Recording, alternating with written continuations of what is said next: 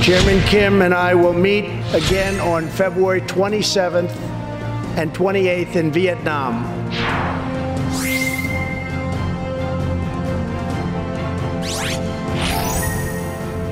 모든 사람들이 반기는 그런 훌륭한 결과가 만들어질 거라고 확신하고. I think they'll be very successful.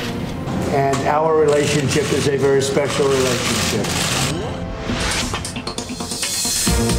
I am in no rush. We don't want the testing, and we've developed something very special with respect to that. 우리한테 시간이 필요한데.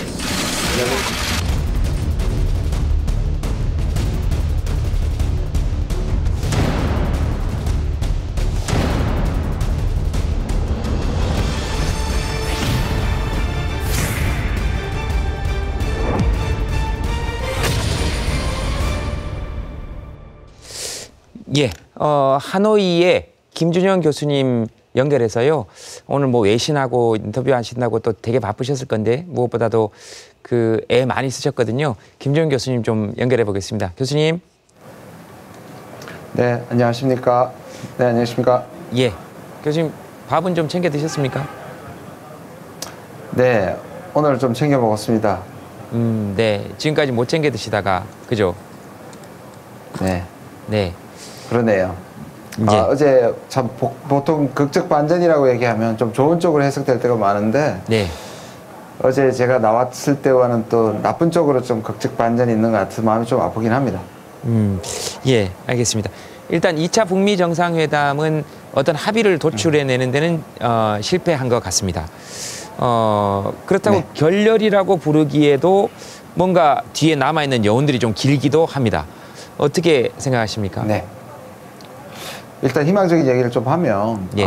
뭐 사실 70년의 전쟁 상태에서 평화로 가는 길이 쉽겠습니까? 그리고 워낙에 전격적으로 진행되었다 보니까 우리의 기대 수치가 굉장히 높아졌고 그 다음에 이제 트럼프의 임기가 사실상 확실하지가 않기 때문에 우리가 급한 마음이 있었기 때문에 사실 좀 실망할 수도 있는데요.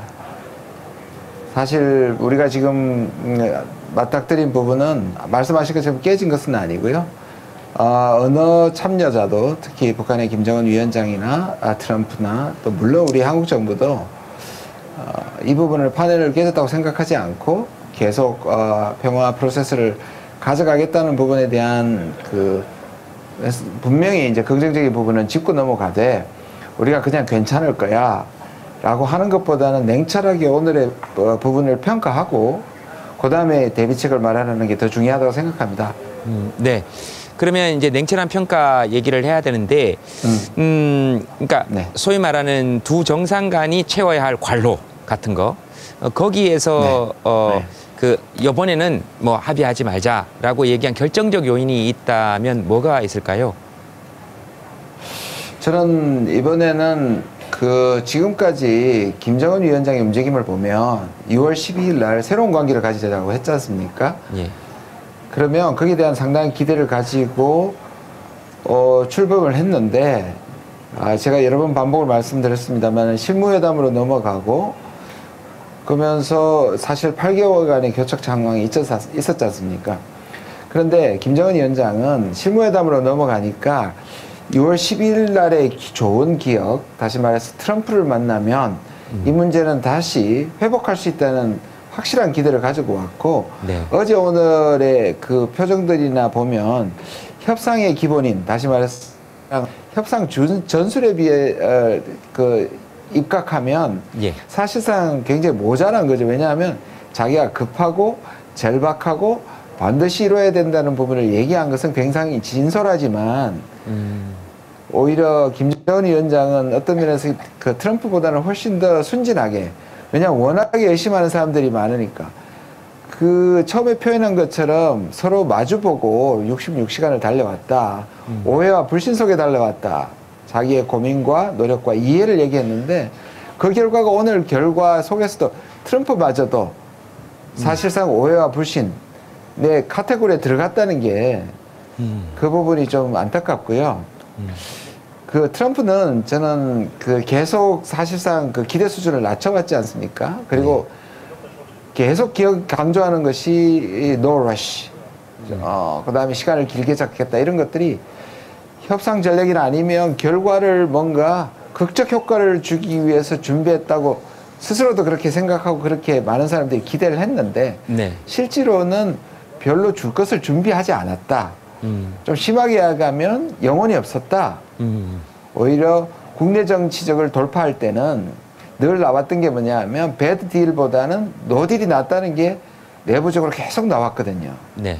저는 어제 코엔의 그 증언이 결정적으로 오늘 결정한 건 아니지만 오히려 스몰 딜을 뭐 구체적인 딜을 해가지고 진전시켜서 가져갈 때는 오히려 국내 비판에 직면할 거니까 아예 빅딜을 들이밀어서 다시 말해서 북한의 전적인 비핵화를 요구하고 그거를 김정은 위원장이 전적으로 받아들인다면 빅딜에 성공하는 거고 아닐 경우에는 오히려 노딜을 하는 것이 국내적으로 훨씬 더 유리하다고 생각한 것 같습니다. 이게 이제 우리 측면에서 보면 미국 국내 정치에만 생각하는 트럼프가 야속한데요.